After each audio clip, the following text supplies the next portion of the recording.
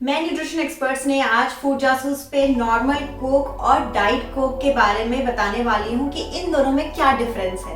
अगर आप diet Coke या रेगुलर कोक के बारे में कोई भी इंफॉर्मेशन डिटेल में जानना चाहते हैं तो यहाँ पे लिंक है, आप उसे क्लिक करके जा सकते हैं। आपको इस वीडियो के अंत तक ये पता चल जाएगा कि रेगुलर कोक ज्यादा अनहेल्दी है या फिर नो शुगर कोक।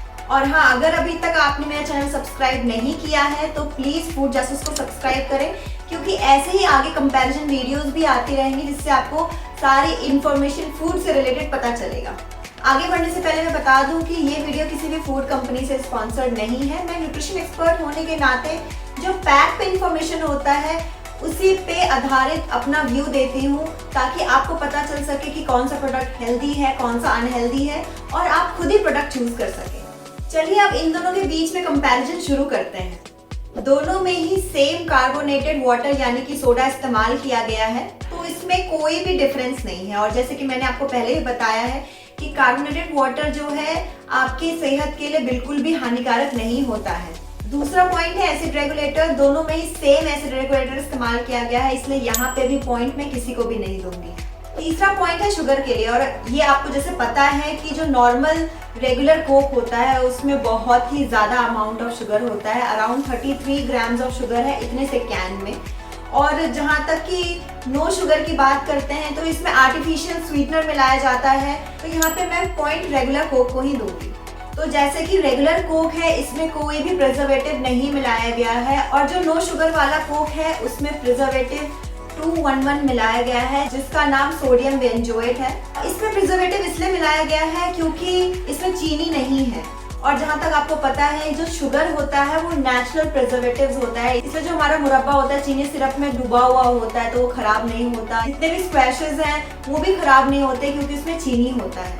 इसलिए प्रिजर्वेटिव्स के मामले में क्योंकि इसमें नेचुरल प्रिजर्वेटिव शुगर को इस्तेमाल किया गया है which is still better than sodium benzoate, तो यहाँ पे मैं पॉइंट रेगुलर कोक को ही दूंगी। दोनों में ही कलर 150D मिलाया गया है, उसमें भी कोई डिफरेंस नहीं है, और दोनों ही प्रोडक्ट में कैफीन भी डाला गया है, इसलिए यहाँ पे भी पॉइंट मैं किसी को भी नहीं दूंगी। और अगर हम कैलोरीज की बात करें तो इसमें 0.6 किलो कैलोरी है, जहाँ तक कि जो रेगुलर वाला है उसमें 132 किलो कैलोरी है। चूंकि कैलोरी रेगुलर कोक में बहुत ज्यादा है तो इस वजह से जो पॉइंट है वो मैं नो शुगर कोक को ही दूंगी। अगर आप प्राइस में देखेंगे तो दोनों का प्राइस सेम है, तो जो हेल्थ कॉन्शियस लोग हैं वो ऑफ कोर्स नो शुगर वाले को ही प्रेफर करते हैं, क्योंकि उनको लगता है जब प्राइस भी सेम हम पे कर रहे हैं तो क्यों ना हम हेल्दी वाला प्रोडक्ट इस्तेमाल करें। तो आगे आने वाला जो पॉइंट है इसमें आपको क्लियर हो जाएगा कि इनमें से ज्यादा अनहेल्दी कौन सा है। जो फैक्ट मैं बताने वाली हूँ बहुत ज्यादा शॉकिंग है, क्योंकि इसमें चीनी इस्तेमाल हुआ है, और जैसे कि आपको पता है कि चीनी के बहुत सारे बैड हेल्थ इफेक्ट्स होते हैं, लेकिन इसमें आर्टिफिशियल स्वीटनर मिलाया गया है। और मैं आपको ये बता दूं कि जो आर्टिफिशियल स्वीटनर इसमें मिलाया गया है जिसका नाम है सुक्रोज या फिर अस्पार्टेम या फिर एसिसल्फेम पोटेशियम, तो ये सारे जो आर्टिफिशियल स्वीटनर्स हैं इनके बहुत सारे साइड इफेक्ट्स होते हैं। इनफैक्ट अगर आप ऐसे आर्टिफिशियल स्वीटनर्स लेते हैं तो उससे आपकी जो क्रेविंग है मीठे के लिए, ऑयली चीज़ों के लिए, वो बढ़ जाती है। इंसुलिन लेवल भी इंक्रीज हो जाता है, हार्ट डिजीज, किडनी डिजीजेज या फिर डायबिटीज होने के चांसेस ये सब तो बढ़ते ही हैं, कैंसर होने के चांसेस भी बढ़ जाते हैं। इनफैक्ट अब ये भी देखा गया है कि ऐसे आर्टिफिशियल स्वीटनर्स अगर प्रेग्नेंट लेडी लेती हैं तो प्री मेच्योर डिलीवरी होने के चांसेस बहुत ज़्यादा होते हैं, और बच्चों में आगे चल के मोटापा और लाइफस्टाइल डिसऑर्डर्स होने के चांसेस भी बढ़ जाते हैं। एनी डे अगर आप मुझे पूछते हैं कि चीनी ज्यादा नुकसानदेह है या आर्टिफिशियल स्वीटनर्स, तो मैं ये कहूंगी कि जो आर्टिफिशियल स्वीटनर्स है वो ज्यादा नुकसानदेह है, क्योंकि वो आपके बॉडी में फंस के रह जाता है और काफी टाइम के बाद वो बॉडी से बाहर निकल पाता है। जबकि अगर आप चीनी की बात करते हैं तो चीनी को आप मैनेज कर सकते हैं। इसका ये मतलब है कि अगर आप जिस दिन कोक लेते हैं उस दिन 15 से 20 मिनट एक्स्ट्रा ब्रिस्क वॉक कर लीजिए, जॉगिंग कर लीजिए, या फिर लो कैलोरी डाइट खा करके आप स्टिल चीनी को मैनेज कर सकते हैं। लेकिन जहाँ तक आर्टिफिशियल स्वीटनेस की बात है उसे मैनेज करना बहुत ही डिफिकल्ट होता है अगर आप एक बार उसे खा लेते हैं तो यहाँ पे जो पॉइंट है वो मैं रेगुलर कोक को ही दूंगी, क्योंकि इसे स्टिल आप मैनेज कर सकते हैं, जो कैलोरीज है उसको आप मैनेज कर सकते हैं। लेकिन अगर आप आर्टिफिशियल स्वीटनर्स लेते हैं तो उसे आप किसी तरह से भी मैनेज नहीं कर सकते।